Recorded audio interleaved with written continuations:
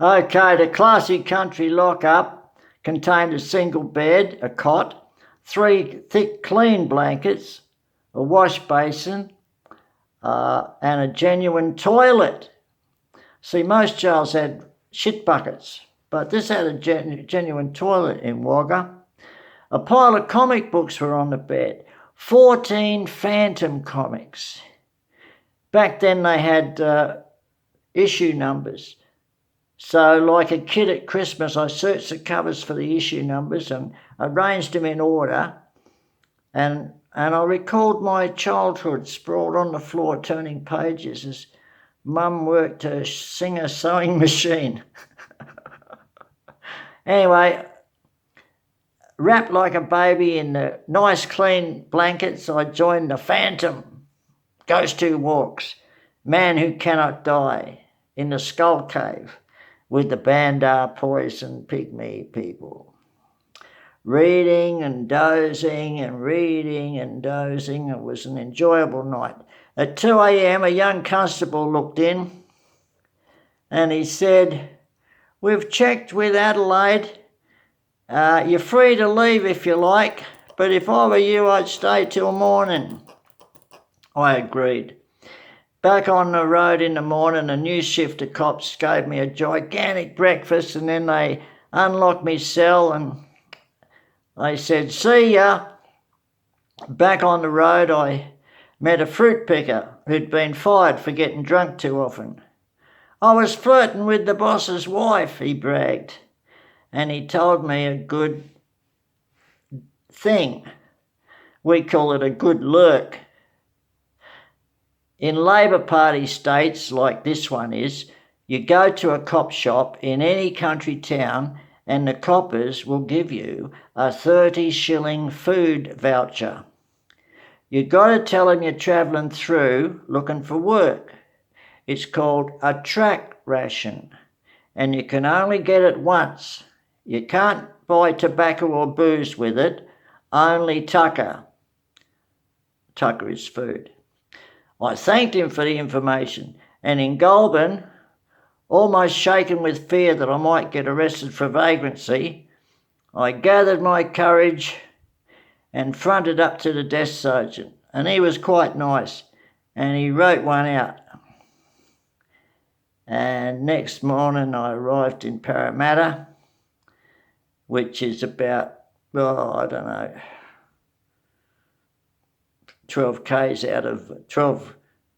10 miles out of Sydney. And without a ticket, I hopped on a suburban train to Sydney. On reaching the city, I dumped my duffel bag and blanket. I hid it in a big giant park because they would have attracted the attention of coppers. I carried my jacket around, but it came in handy if the night turned cold. Sydney was exciting. People hurried everywhere and didn't keep to the left of the footpath or go to bed at 10 p.m. like people did in Adelaide. There were New York-type subways and San Francisco-style ferries. In 1962, you couldn't get social welfare unless you had a postal address. So by the third day, I sold my beloved transistor radio for the price of 2 meals because I didn't know any soup kitchens yet. But there were grassy parks where I could laze in the sun, and the museum and the public library cost nothing, so I spent hours in them. My grandparents took me to visit an auntie in Bondi. Rose Bay. And I wasn't sure of the address, but I thought I'd better go and find their house and knock on the door and introduce myself. But I got on the wrong bus. At Bondi Beach, I was weak with hunger and faint from too much sun. And I saw a shop with fruit and veg outside. No one was watching, so I grabbed a rock melon and ran. And I imagined that irate Italian fruit sellers were chasing me. They probably didn't even notice that I took it. But I sprinted up Bondi Road to Waverley Park and I hid, exhausted, behind a bush. Now to open my precious rock melon. In 62, hippies hadn't yet taught people tolerance, so I worried. If normal citizens see me smashing the rock melon open, they'll think I'm a crazy wild man and call the cops. Too hungry to care, I broke it open on a bench. The city was full of strangers. How I envied the occupants of those elegant King's Cross apartments. People were up there laughing and loving and living exciting lives. Outside store windows, I'd choose which things I'd buy if I ever found a bag full of dough that some bank robbers may have dropped. My dad used to say, "You never know your luck in a big city." So I lived in hope. There was no way I could get a job the scruffy way I looked. I didn't even know where the employment office was. "Come on," I said to myself, "be cool. Today I'll find a subterranean beatnik dive where the cats are cool. Some lonely girl is up there in one of those brightly lit apartments, looking out the window, hoping to meet a lover like me." I didn't want to handicap myself with BO, so every few days I'd wash in the bathroom of some hotel that didn't have a doorman. Sitting in Hyde Park, wondering if I dared do just one more housebreak, I saw an attractive young woman unself-consciously glancing into each bin.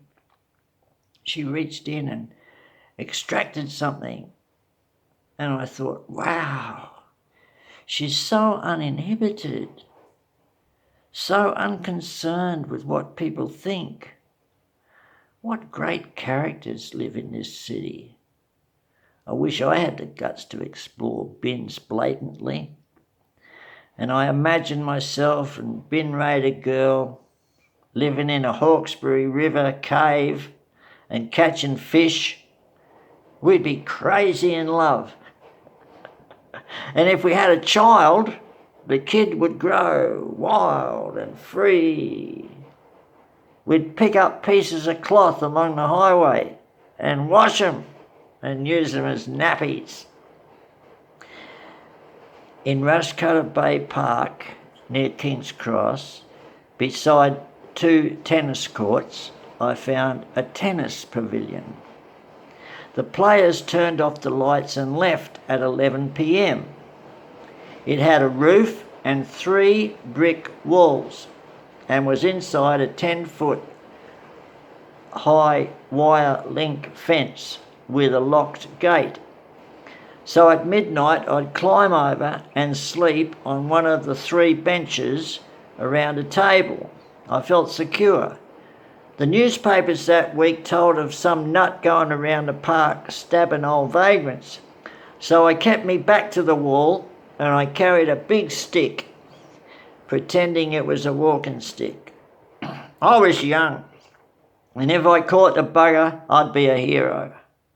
The tabletop hid me slightly, because it had 3 benches and a table, and then there was a tennis court. So the tabletop hid me slightly when cop wagons prowled the park at night time. And I made sure I left there by 6 a.m. so people wouldn't notice me and ring the coppers. Outside a delicatessen, I found 6 blocks of imported chocolate.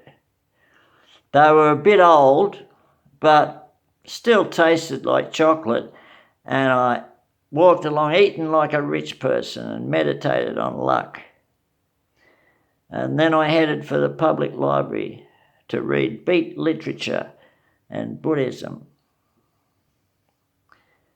Okay, now then I met an old wino with 1 leg and 2 wooden crutches, and that story is on my other page, so I won't tell you about that one. That's the old bloke with 1 leg that wanted me to jerk him off. Yeah, that story's on my YouTube page, and it's called Young Blokes, Wine Moles and Plonk. Yeah, so you'll have to look at that one if you want to see that one again.